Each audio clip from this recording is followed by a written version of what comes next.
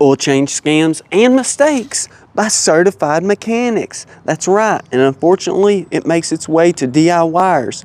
As you can see, look at this terrible rag someone would actually use to check their motor oil level with. Unfortunately, just to save a few pennies on a new cloth, they would rather use the same old cloth with grease and oil all over it. As you can notice, I'm cleaning around the area, and that's what you would do before pulling out your dipstick. Not to mention the oil fill hole. So you want to clean around this and the cap as well before getting inside. This thing's filthy. I mean, you can see there's even an animal that's been in here. Sadly, I think it's really just about having to do the extra work, 5 extra seconds to grab a clean cloth. You may even ask to use a specific type of oil, such as a full synthetic oil. And if you're lucky, they'll do that. Unfortunately, oftentimes you end up with mystery oil. Well, not Marvel mystery oil, but actual mystery oil, such as a Dollar General off-brand motor oil. And I'm not saying they're the worst, although in the past they have been sued with class action lawsuits for using improper oil, or the company that actually sold them the oil. And this no-name oil would be a problem. So you obviously want to know the reputation, and if you ask for a brand, you should receive that. Let's not forget, often we see the magical upsell where they try to convince you need a new air filter, or you even need an engine oil flush. That's right. However, in reality, all they're giving you is a little bit of Marvel mystery oil, maybe even a lot. Using some sort of cheap engine flush, you may not have a problem with this, and if so, that's great. However, if so, you may want to make sure to ask questions. What type of flush? Make sure they do not place the system under pressure, because this can definitely cause motor oil leaks. They can even make claims as such as longer oil change intervals and using one of their special additives. In reality, often it's just an additive that you can buy for a much lower cost at one of your local Walmarts or auto parts store. Often they'll even make claims to use fuel injector cleaners, which will gain you more MPG. Again, something that you could have done on your own for a lower cost. And if that's not enough, what about all the high ethanol use in today's gasolines? Again, they'll use another additive. So maybe they won't even do that. And again, this is certified mechanics. So I won't say all, but many are doing most of these issues.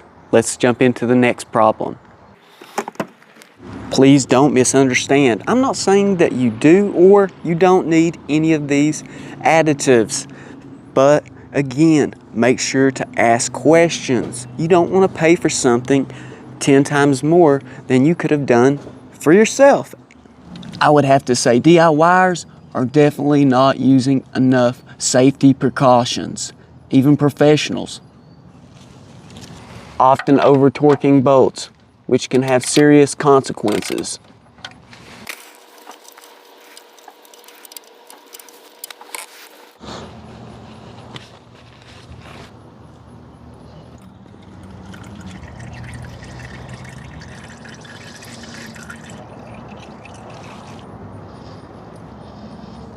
Make sure to use the proper torque specifications when threading the bolt back in.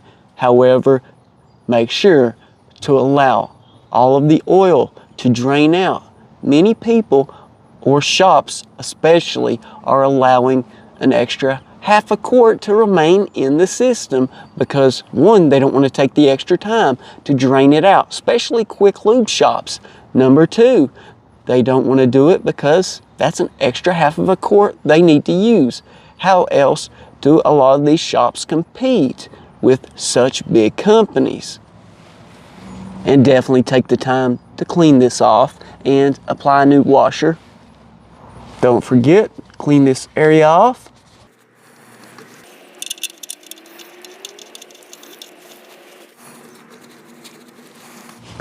Place it in here nice and snug, then a torque wrench will be used.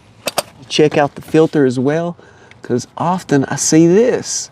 Look, the filter is either in too tight or not tight enough. Now, you should be able to remove this with your hand, but guys, if not, you may need a small tool, a filter wrench or something. A strap wrench is probably the best I've ever used for all circumstances almost. Now, I will say this, just barely crack it open, allow it to drain out a little bit before you completely remove it. And make sure when you put this back in that it's only hand tight.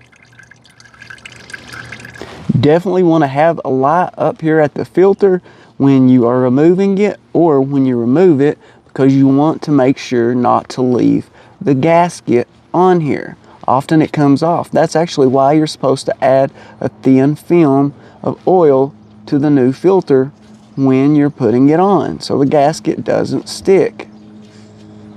I would have to say one of the biggest scams is you're checking automotive shops, you're trying to find out which ones have certified technicians, and unfortunately it's like a lot of other trades where you'll call, ask them do they have a certified tech. Of course, yes they do, but then they fail to mention that the certified tech doesn't actually do any work, rarely, and often it's not exactly like they're overseeing anything. As I said, check the area real well, make sure there's no gasket being left. Then you want to make sure to clean around the area. You want to go ahead, add the oil in the filter. Spread some oil around your gasket. Many shops claim you don't even have to add oil to the filter, but I'd rather go ahead and take that extra precaution. Unfortunately, some companies actually are saying that most problems come from contamination. So just be extra careful.